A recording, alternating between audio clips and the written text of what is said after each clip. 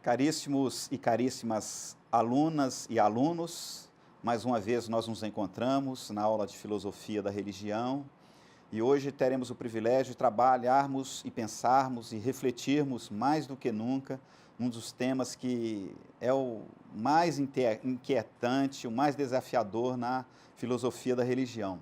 O tema da nossa aula de hoje é o ser divino e a problemática do mal. Você não está diante de uma simples situação acadêmica, um assunto da teologia, mas você está diante de um tema, de uma aula que mexe profundamente com o nosso ser, que é discutir e aprender acerca da existência do mal e como Deus se relaciona com isso. Então esse é um dos temas assim de maior relevância na filosofia. E essa temática, ela toca profundamente em alguns valores cristãos, alguns elementos que a Bíblia nos ensina e que nós cremos piamente nisso. Por exemplo, trabalhar o mal é pensar a respeito da bondade de Deus. Será que Deus é bom? Por que existe tanta maldade no mundo? Como o ser humano pode fazer determinadas coisas se há um Deus que é todo-poderoso, que tem todo o controle, na terra, no mundo, nos céus? Como viver uma existência contrária, que agrada a Deus e que é distante do mal? Então, esse é um assunto que precisa ser pensado e refletido de maneira atenciosa por cada um de nós. Nossa intenção aqui é mostrar que o mal não é uma realidade presente no mundo, como uma entidade existente, como se ele estivesse um lugar definido, que ele existisse cabalmente. E isso é complicado, porque o mal não pode ser visto como algo que existe, assim como uma entidade, como uma força que opera além do poder de Deus, de maneira alguma. O que nós pretendemos aqui é demonstrar que a existência do mal é, de fato, algo que se torna incompatível com aquilo que nós acreditamos.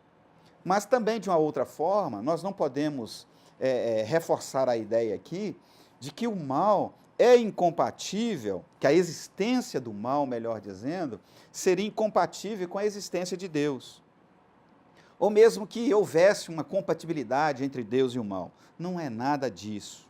O que nós queremos aqui é apresentar alguma linha de raciocínio, alguns pressupostos que nos ajudem a entender essa dimensão humana, no sentido de que nós precisamos dar uma resposta, de entendermos, de compreendermos essa existência do mal. Então, nós podemos salientar que o mal é um problema que, de fato, é recorrente na filosofia da religião, também é um tema recorrente na teologia. Então, como que aconteceu a problemática do mal na história? O problema do mal é verdadeiramente um assunto muito complexo. Perturba a nossa mente, perturba o nosso coração, podemos dizer, perturba também a nossa alma. E ele está presente ao longo da história da humanidade.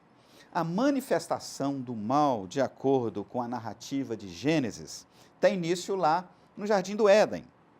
Essa é uma narrativa que nos afirma de como o mal entrou. Entrou pela tentação, pelo pecado, e o homem, desobedecendo, então deu vazão a essa dimensão que contraria completamente o projeto de Deus. O mal, na verdade, é aquilo que fere, aquilo que prejudica, aquilo que causa dano, aquilo que gera ruína em alguém ou em alguma coisa. O mal é aquilo que é nocivo para a caminhada do homem aqui no mundo e para a felicidade, a conquista da felicidade. Ele pode ser pensado como sendo físico ou mesmo como algo na dimensão, na perspectiva moral.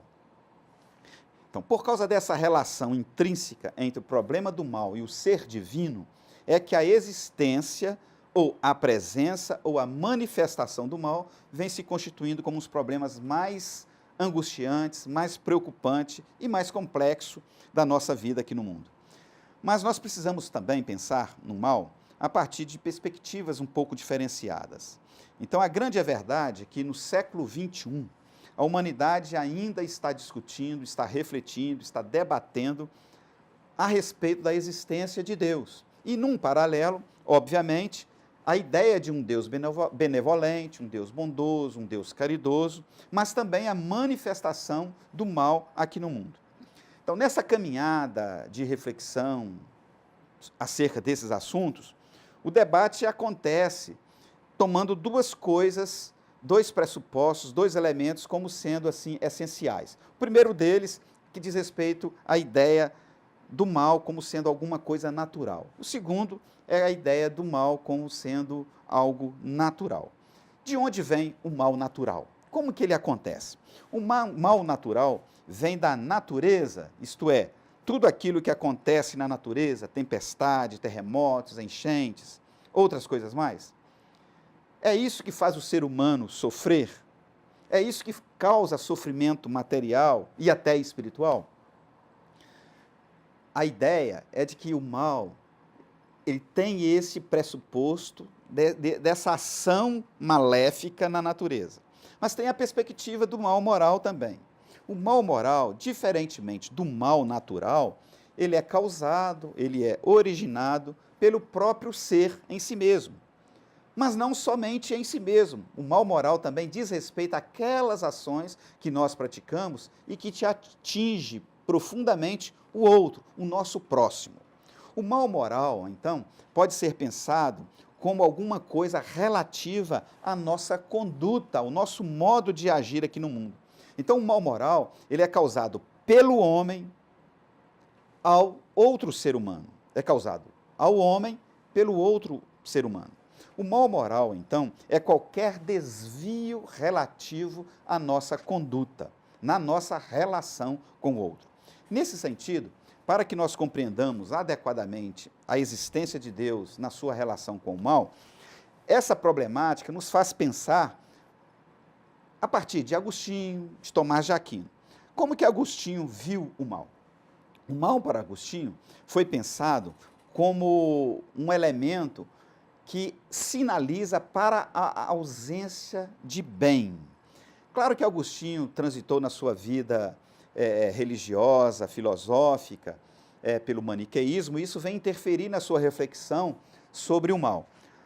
Agostinho, então, ele procura, na sua discussão acerca do mal, conciliar um Deus bondoso com a existência de males presentes no mundo e provar, por meio de argumentos racionais, que Deus não é, de fato, o autor, o gestor, o promotor do mal. Então, a máxima agostiniana expressa bem esse pensamento dele. Deus é incapaz de praticar o mal.